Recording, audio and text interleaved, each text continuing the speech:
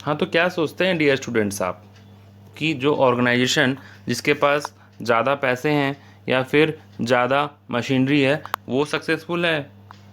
देखिए यहाँ पे मैं बताता हूँ, आपके आपके साथ दो केस डिस्कस करता हूँ। एक ऑर्गेनाइजेशन है, ठीक है, इसके पास पैसे ज़्यादा हैं और मशीन भी ज़्यादा हैं। दूसरा ऑर्गेनाइजेशन है, ये है ऑर्गेनाइजेशन वन और ये दूसरा ऑर्गेनाइजेशन है ऑर्गेनाइजेशन टू।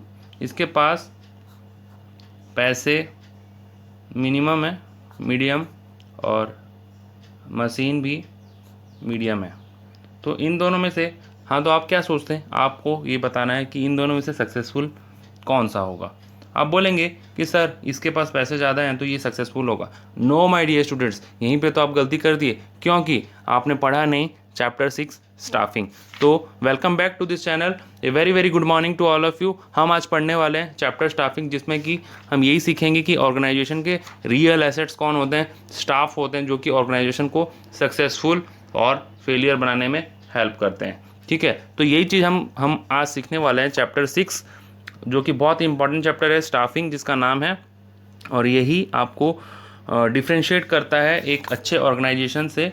भले ही उसके पास रिसोर्स हो, बहुत ज़्यादा रिसोर्स हो, लेकिन स्टाफ अच्छे नहीं होंगे जिस कारण से वो फेल हो गया। और एक ऐसा ऑर्गेनाइजेशन जिसके पास रिसोर्स और मशीन वगैरह, रिसोर्स में देखिए सब कुछ आता है और पैसा और मशीन मीडियम है, फिर भी स्टाफ अच्छे हैं, तो वो बहुत ज़्यादा सक्सेसफुल है। तो ये चीज़ को हम सीखने वाले हैं आज ये वीडियो में, तो बने रहेंगे मेरे साथ और अभी हम स्टार्ट करेंगे।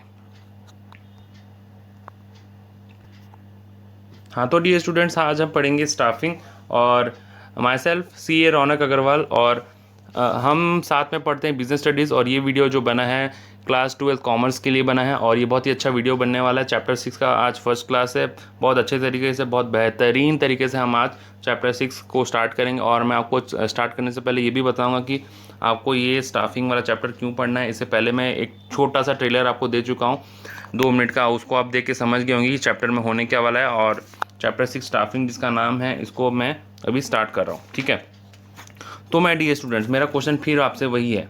एक दो ऑर्गेनाइजेशन है अगल बगल, मैं ड्राइंग बना देता हूँ अब अच्छे से। चैप्टर का नाम तो आप जानते ही होंगे, नाम तो सुना ही होगा, चैप्टर 6 स्टाफिंग। ठीक है, तो मैं पहले दो ड्राइंग बनाता हूँ।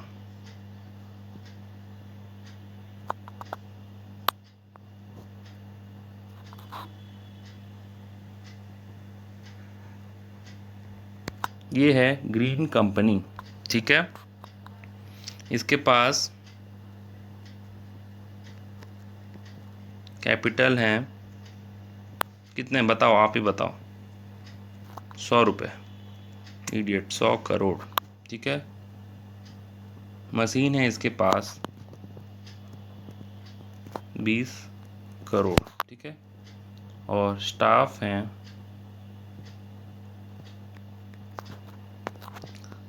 आपके 500। लेकिन ये 500 जो हैं बेकार स्टाफ है, 500 में से कोई भी अच्छा नहीं है। ठीक है, सिवाय एक दो को छोड़ के। दूसरा कंपनी एक और है यहीं पे,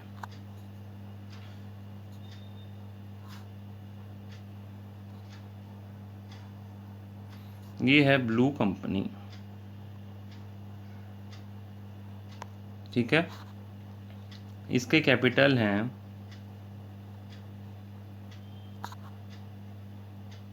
60 करोड़। मशीन है 5 करोड़। स्टाफ हैं 300। ठीक है, लेकिन ये जो 300 है ना, very good staff, this 300 are of very good staff. ठीक है, तो अब मेरा क्वेश्चन वही आपसे कि माय डियर स्टूडेंट्स, इन दोनों के बीच में लाइन है, ये दोनों कंपनियां अलग अलग हैं। अब मेरा क्वेश्चन आपसे एक ही बनता है, हम पढ़ रहे हैं चैप्टर 6 स्टाफिंग। स्टाफिंग का मतलब होता है क्या, वो मैं आपको बताऊंगा। स्टाफ लोगों को, वही तो हम सीख रहे हैं कि स्टाफिंग का मतलब क्या होता है। ठीक है, फिलहाल के लिए आप स्टाफ का मतलब जान लीजिए, जो आपके ऑर्गेनाइजेशन के एम्प्लॉयज़ हैं। मैं यहाँ लिख देता हूँ,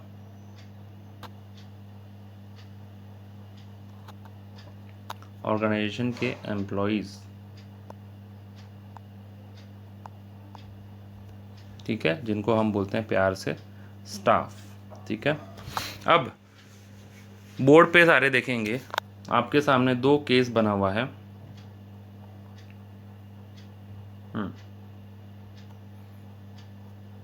आपके सामने 2 केस मौजूद है। पहला है ग्रीन कंपनी का, देखिए ग्रीन कलर से है, और दूसरा है ब्लू कंपनी का, ब्लू कलर से। आई होप कि यहाँ तक किसी को कोई डाउट नहीं होगा। ग्रीन कंपनी का कैपिटल है 100 करोड़ रुपया, मशीन उसने लगा रखा है 20 करोड़ रुपया का, उसके पास स्टाफ है 500 ठो, 500 नंबर है ये। ठीक है, नंबर्स, 500 इज नंबर्स। ठीक है, 500 स्टाफ उसके पास हैं, लेकिन वो 500 के 500 चुने हुए नालायक हैं, बेकार स्टाफ हैं। ठीक है, इनएफिशिएंट है और बदमाशी भी करते हैं बहुत, ऑर्गेनाइजेशन का नुकसान करने में तुले हुए रहते हैं।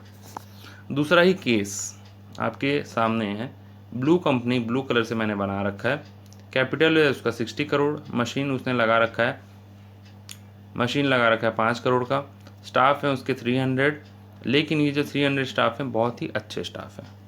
My question is, question number 1, आप बोलेंगे कि सर कि चैप्टर तो शुरू ही नहीं हुआ, आप क्वेश्चन करने लगे। क्वेश्चन एकदम छोटा सा है, डरिए मत क्वेश्चन से, बहुत ही क्यूट सा क्वेश्चन है। क्वेश्चन ये है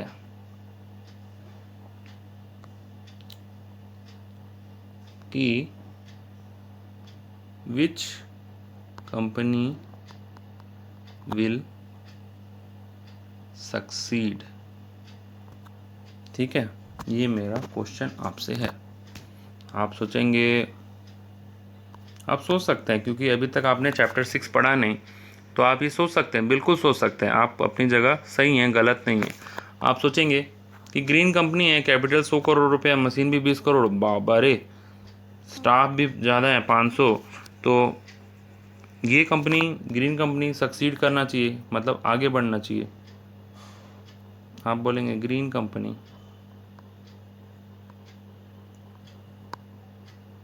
ठीक है, आप ये आंसर देंगे। आपका आंसर सही है आपके पॉइंट ऑफ व्यू से, क्योंकि ग्रीन कंपनी के पास कैपिटल ज़्यादा है, मशीन ज़्यादा है, स्टाफ ज़्यादा हैं, भले वो बेकार हों तो वो सक्सीड करना चाहिए आपके अकॉर्डिंग। ठीक है, क्योंकि आपने चैप्टर 6 पढ़ा नहीं, तो आप ये बिल्कुल बोल सकते हैं, आपको मैं इल्ज़ाम नहीं लगा रहा, आप बिल्कुल सही बोल रहे हैं। लेकिन मैं चैप्टर 6 पढ़ चुका हूँ, मुझे पता है कि स्टाफ यानी कि एम्प्लॉय का अहमियत कितना ज़्यादा है ऑर्गेनाइजेशन में। तो मैं बोलूँगा कि मेरे अकॉर्डिंग ये आंसर गलत है। ग्रीन कंपनी यहाँ सक्सीड नहीं करेगा, यहाँ जो सक्सीड करेगा उस कंपनी का नाम है ब्लू कंपनी। आप पूछेंगे हाउ कम, कि ये कैसे संभव है कि ब्लू कंपनी सक्सीड करे। ब्लू कंपनी के पास तो ऑलमोस्ट ग्रीन का आधा रिसोर्स है। देखो एक चीज़ बता देता हूँ, इन तीनों को मिलाकर ही इसमें और भी चीज़ें होते हैं, इसको हम रिसोर्स बोलते हैं। ठीक है, रिसोर्स जो भी ऑर्गेनाइजेशन का पार्ट है, जो कि ऑर्गेनाइजेशन जिससे फ़ायदा उठाता है और ऑर्गेनाइजेशन जिसके कारण आगे बढ़ता है या पीछे जाता है, उसको हम रिसोर्स बोल सकते हैं। एकदम सिंपल डेफिनेशन है, मेरा डेफिनेशन है, मैं बोल रहा हूँ ये ऐसा। ठीक है, इसमें आपको मतलब ज़्यादा सोचने का ज़रूरत नहीं है, सिर्फ इतना सोचिए कि जिससे ऑर्गेनाइजेशन को फ़ायदा होता है उसको हम रिसोर्स बोल सकते हैं। और अभी जो ये डिस्कशन चल रहा है ये आउट ऑफ बॉक्स बुक के अलावा मैं आपको एक अच्छा मतलब केस स्टडी टाइप का डिस्कशन करवा रहा हूँ, ताकि आपको ये चैप्टर 6 जो है, ये आपको चैप्टर 6 का ग्रिप आपके अंदर आ जाए, आपको चैप्टर 6 का ग्रिप मिल जाए और आपको ये चैप्टर टफ ना लगे। ठीक है, वैसे चैप्टर टफ है नहीं, लेकिन एक ये पढ़ाने का तरीका ऐसा होता है ताकि स्टूडेंट्स के मन में उस चैप्टर को लेकर एक फ्रेंडली थिंकिंग हो जाता है, जिस कारण से वो फिर चैप्टर ईजी लगने लगता है। ठीक है, तो मेरी कोशिश हमेशा यही रहती है कि चैप्टर को कैसे ईजी से ईजी तरीके से बताया जाए, समझाया जाए, ताकि स्टूडेंट्स को उससे ईजी वे में उनको समझ में आ जाए। लेकिन मेरा एक शर्त है बोलेंगे तो कि आपको ध्यान से सुनना पड़ेगा क्लास में। ठीक है, क्लास में आप ध्यान से नहीं सुनेंगे तो फिर उसके अलावा मैं कुछ कर नहीं सकता। ठीक है, सो लीव दैट। अब मैं बोलूँगा कि ब्लू कंपनी सक्सीड करेगा। अब बोलेंगे हाउ कम, क्योंकि आप तो बोलेंगे कि इसके पास तो रिसोर्स ऑलमोस्ट आधा है, मशीन तो कितना कम है, कैपिटल भी कम है, स्टाफ भी कम है। वो बात अलग है, अच्छे हैं तो क्या हो गया, लेकिन कम तो है ना। मैं बोलूँगा स्टाफ कम है लेकिन स्टाफ जो है वो अच्छे हैं, स्टाफ जो है वो अच्छा से काम करते हैं, स्टाफ कंपनी का बुरा नहीं करते, स्टाफ कंपनी में टाइम पे आते हैं, स्टाफ हमेशा कंपनी के बारे में सोचते हैं और ये सोचते हैं कि उनका कंपनी कैसे आगे बढ़े। ठीक है, इसी जगह यहाँ पे जो स्टाफ है नालायक हैं, हमेशा कंपनी का नुकसान करते हैं, कैसे सोचते हैं कि कंपनी डूब जाए, बर्बाद हो जाए। तो इस केस में आप देखेंगे ये ब्लू कंपनी जो है ये आगे जाएगा, क्योंकि over the period of time ऐसा नहीं कि एक ही साल में या 2 साल में तुरंत इसको ओवरटेक कर लेगा ग्रीन कंपनी को, नहीं, ऐसा नहीं है। But over the period of time in long run blue company जो है ये आगे पहुंच जाएगा। और एक टाइम के बाद आप देखेंगे कि ये जो ग्रीन कंपनी है ये छोटा हो गया और ये ब्लू कंपनी आगे बढ़ चुका है। ठीक है, तो ऐसा सिचुएशन आता है। देखो ऐसा सिचुएशन क्यों आता है, इसका रीज़न भी बताता हूँ मैं आपको।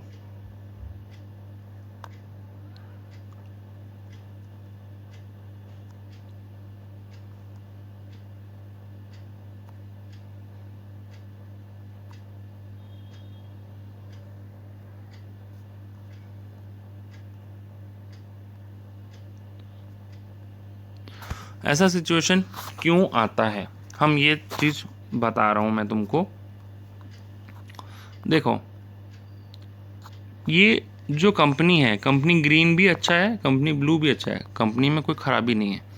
अब मान लीजिए कैपिटल जैसा चीज़ 100 करोड़ भले ही है, कैपिटल यहाँ पे 60 करोड़ है। क्या अगर ब्लू कंपनी चाहे तो 40 करोड़ और कैपिटल ला सकता है? आप बोलेंगे कैसे लाएगा? बताया तो था चैप्टर 7 क्लास 11th में कि वो इक्विटी शेयर इशू कर सकता है, लोन ले सकता है, ठीक है, डिवेंचर इशू कर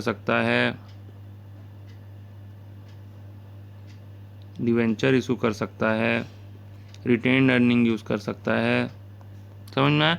उससे वो अपना कैपिटल बढ़ा सकता है। फिर कैपिटल के पॉइंट ऑफ व्यू से दोनों कंपनी बराबर हो गए। ठीक है, अच्छा, उसी तरह मशीन इसके पास 20 करोड़ है और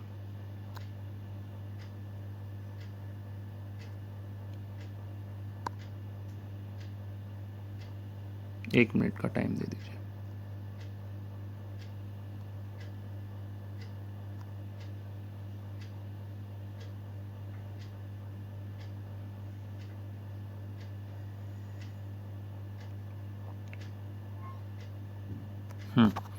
लाइकवाइज इसके पास मशीन 5 करोड़ है, इस कंपनी के पास, ब्लू कंपनी के पास, इसके पास 20 करोड़ है। क्या ये ब्लू कंपनी और 15 करोड़ का नया एडवांस मशीन लगा सकता है क्या? आप बोलेंगे कैसे लगा सकता है, मैं बोलूँगा खरीद के लगा सकता है, सिंपल है। और कैसे लगा सकता है?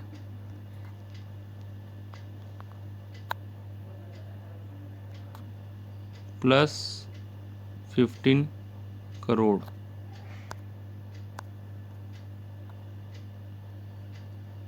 +15 करोड़, तो मशीन के पॉइंट ऑफ व्यू से दोनों बराबर हो गए। अभी जो क्वेश्चन आने वाला है वो बड़ा क्वेश्चन है। थर्ड क्वेश्चन, स्टाफ इसके पास 500 हैं, इसके पास 300 हैं। ठीक है, लेकिन ये 300 अच्छे के अच्छे स्टाफ हैं। ठीक है, अब इसके पास 500 स्टाफ ज़रूर हैं ग्रीन के पास, लेकिन बेकार हैं, इसके पास 300 अच्छे हैं। मेरा क्वेश्चन आपसे है कि अब ग्रीन कंपनी के पॉइंट ऑफ व्यू से क्वेश्चन पूछता हूँ कि ग्रीन कंपनी चाहे तो अब अचानक से एकदम तुरंत ये 500 स्टाफ को बदल सकता है? Is it possible? इसको बदल सकता है क्या? आपका आंसर हाँ है तो आप गलत बोल रहे हैं और मैं बोलूँगा नो। क्यों?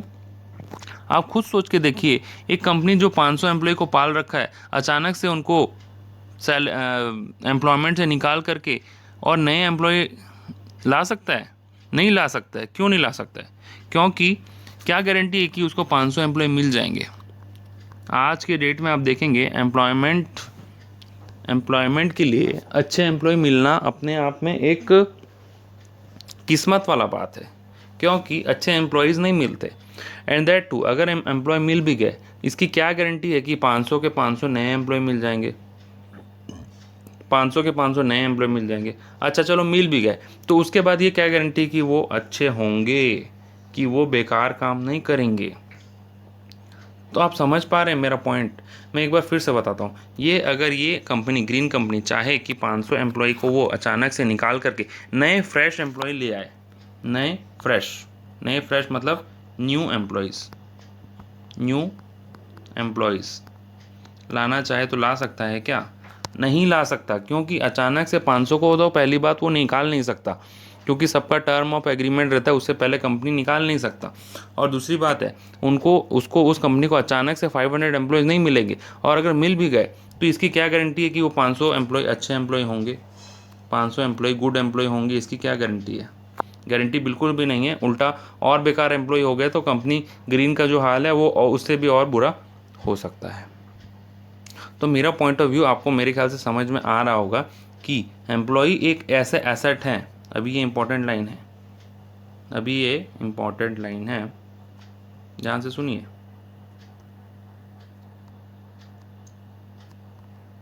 एम्प्लॉई एक ऐसा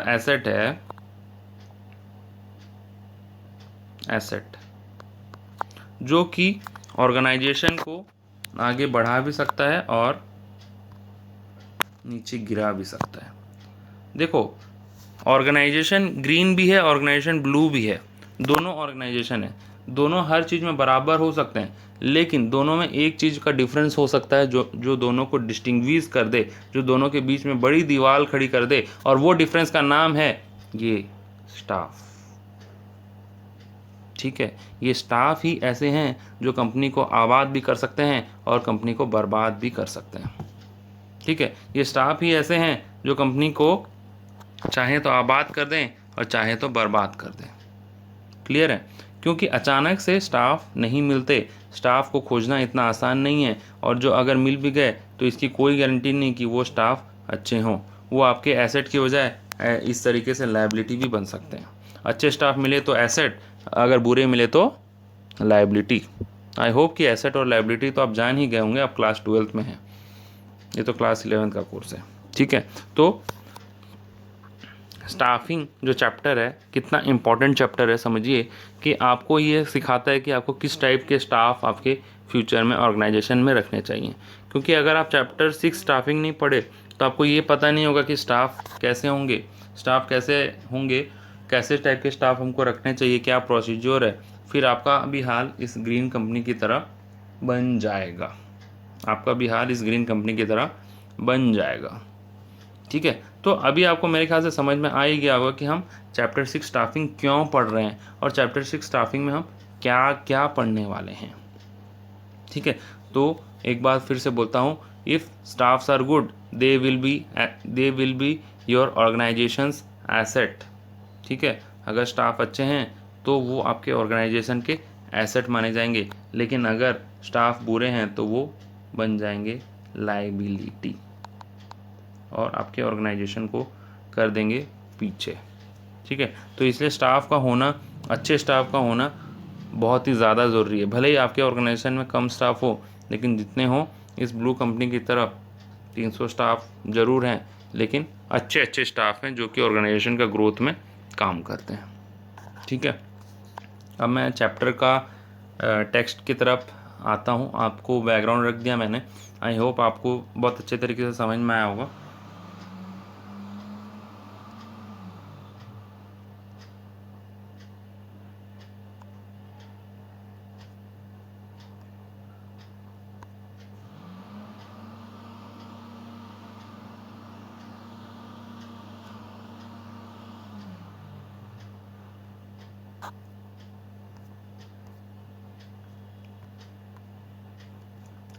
देखिए यहाँ पे दो वर्ड है, स्टाफ इंग, आईएनजी लगा हुआ है डियर स्टूडेंट्स। आई होप कि आईएनजी का मतलब आप समझते हैं, आप इंग्लिश तो बहुत अच्छा जानते हैं। यहाँ पे स्टाफ प्लस इंग लगा हुआ है, staff plus ING equals to staffing. मतलब कुछ याद आ रहा है आपको इंग्लिश? आईएनजी कब लगाते हैं? सोचिए। मेरा तो English, I am not your English teacher, but still थोड़ा मोड़ा इंग्लिश हमको भी आता है भाई। हिंदी में बोल रहा हूँ तो क्या हो गया, इंग्लिश थोड़ा मोड़ा सीखा है हमने भी। कुछ बच्चों को आंसर पता चल गया होगा कि आईएनजी कब लगता है। आईएनजी जब लगता है जब ये कंटिन्यूस टेंस होता है। तो क्या स्टाफ को अपॉइंट करना कंटिन्यूस काम है? क्या बात कर रहे हैं सर, एक बार स्टाफ रखे बस 15 साल काम कर लिया, कंटिन्यूस कैसे हो सकता है? आप गलत बोल रहे हैं, कंटिन्यूस हो ही नहीं सकता, कंटिन्यूस काम है ही नहीं। मैं बोलूँगा मैं सही बोल रहा हूँ और इंग्लिश भी सही बोल रहा है। ये जो काम है आईएनजी लगा हुआ है, मतलब ये जो काम है ये कंटिन्यूस काम है। एक बार स्टाफ को रख लिए उससे काम नहीं चलता। जो ये प्रोसेस है स्टाफ को रखना, ये जो प्रोसेस है ये है कंटिन्यूस प्रोसेस, ये है कंटिन्यूस प्रोसेस। क्योंकि एक बार स्टाफ को रख लेने से मात्र काम नहीं चलता, उसको हमको बार बार देखना पड़ता है स्टाफ अच्छे से काम कर रहा है या नहीं, स्टाफ को प्रॉपर ट्रेनिंग मिल रहा है कि नहीं, स्टाफ को प्रॉपर सैलरी मिल रहा है कि नहीं, ठीक है, और स्टाफ हमारे ऑर्गेनाइजेशन को ग्रोथ में हेल्प कर रहा है या नहीं। तो इट्स ए कंटिन्यूस प्रोसेस। अगर स्टाफ ये सब नहीं कर रहा है तो उसको हटाओ, फिर उसके जगह में कोई नया लेके आओ, जो नया लेके आए उसके साथ फिर वही प्रोसेस करो। तो एक अलग से डिपार्टमेंट होता है स्टाफिंग डिपार्टमेंट, जिनका काम होता है कि स्टाफ को देखते रहना, इसलिए यहाँ पे आईएनजी लगा हुआ है। आई होप आप सब क्लियर होंगे कि स्टाफिंग जो है ये कंटिन्यूस फंक्शन है। जैसे चैप्टर 4 प्लानिंग में हमने देखा था, planning is a continuous, planning का फीचर है। लाइकवाइज स्टाफिंग में भी शायद ऐसा फीचर हो, अभी तक तो मैं फीचर देखा नहीं हूँ, बट शायद चैप्टर का नाम देख के मुझे ऐसा लग रहा है कि staffing is also a continuous function. ठीक है, ये बात तो तय है क्योंकि यहाँ पे आईएनजी लगा हुआ है और इस अकॉर्डिंग स्टाफिंग एक कंटिन्यूस फंक्शन होना चाहिए।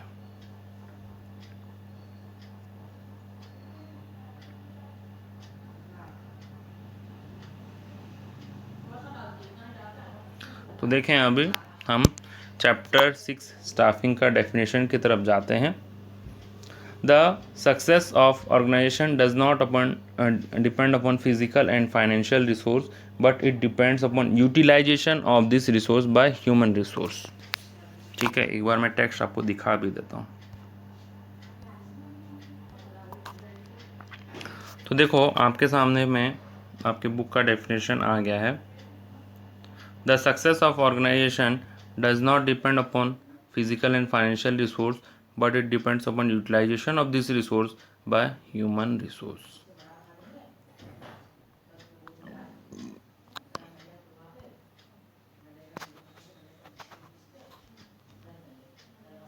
फिजिकल एंड फाइनेंशियल रिसोर्स का एग्जांपल मैंने दिया था, क्या था? Capital is your financial resource and physical resource machine. ठीक है, तो इसमें बोल क्या रहा है, ऑर्गेनाइजेशन का सक्सेस क्या सिर्फ डिपेंड होता है फिजिकल और फाइनेंशियल रिसोर्स के, या फिर उस फिजिकल और फाइनेंशियल रिसोर्स को यूटिलाइज करने वाले लोग पे। देखो फिर से बोलता हूँ, फिजिकल और फाइनेंशियल रिसोर्स के ऊपर ऑर्गेनाइजेशन का सक्सेस डिपेंड होता है, या फिर डिपेंड होता है ये जो फिजिकल और फाइनेंशियल रिसोर्स है इसको यूटिलाइज करने वाले लोग पे। यूटिलाइज कौन करेगा? Obviously employees. ठीक है, तो इसमें ये बोल रहा है कि ना सिर्फ फिजिकल और फाइनेंशियल रिसोर्स पे डिपेंड करता है, बट इनको यूटिलाइज करने वाले लोगों के ऊपर भी ऑर्गेनाइजेशन का फ्यूचर, ऑर्गेनाइजेशन का सक्सेस डिपेंड करता है, जो कि हम इस एग्जाम्पल में ऑलरेडी डिस्कस कर चुके हैं। So hardworking, efficient people are the most important asset of organization. Obvious सा बात है, हार्ड वर्किंग और एफिशिएंट लोग इस ऑर्गेनाइजेशन के एसेट हैं. The key to success of any organisation is a right person at the right job position. सही इंसान और सही जॉब पोजीशन में वो होना चाहिए. एग्जाम्पल,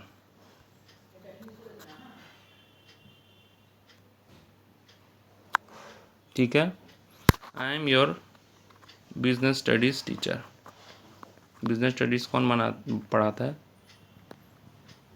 रौनक सर. एक आपका सब्जेक्ट होगा अकाउंट्स, वो पढ़ाते हैं सपोज मान लीजिए राम सर. ठीक है, तो अब राम सर अकाउंट्स के स्पेशलिस्ट हैं और रौनक सर जो है बिजनेस स्टडीज़ के स्पेशलिस्ट हैं. ठीक है, अब जब ऑर्गेनाइजेशन में ये दोनों टीचर गए, रौनक सर से पूछा कि आप कौन सा सब्जेक्ट पढ़ाएंगे, उन्होंने बोला बीएसटी. और राम सर से पूछा गया कि आप कौन सा सब्जेक्ट पढ़ाएंगे, तो राम सर ने बोला अकाउंट्स पढ़ाऊंगा. लेकिन जो वहाँ पे जो सिलेक्शन कमेटी था जो डिसीजन लेने वाला कमेटी था, उन्होंने राम सर को तो जॉब पे रखा ही नहीं. उन्होंने राम सर को जॉब पे ही नहीं रखा और उल्टा रौनक सर को बोले अकाउंट्स पढ़ाओ. रौनक सर अकाउंट्स ज़रूर पढ़ा देंगे, इसमें कोई डाउट नहीं है, लेकिन जितना अच्छा वो बिज़नेस स्टडीज़ पढ़ाएंगे, जितना अच्छा वो बिज़नेस स्टडीज़ को डील कर सकते, उतने अच्छे तरीके से शायद वो अकाउंट्स को ना पढ़ा पाएँ. उतने अच्छे तरीके से शायद वो अकाउंट्स को ना पढ़ा पाएँ, क्योंकि उनका जो कमांड है वो बिज़नेस स्टडीज़ के ऊपर है. बिज़नेस स्टडीज़ के वो उनके पास उनका नॉलेज है. तो ऐसा बहुत सिचुएशन में होता है कि जो एम्प्लॉय जिस पोस्ट के लिए आया है उसको उस पोस्ट में नहीं दिया जाता है, दूसरे पोस्ट में दे दिया जाता है. या मान लीजिए सिचुएशन इसका उल्टा हो. क्या हो?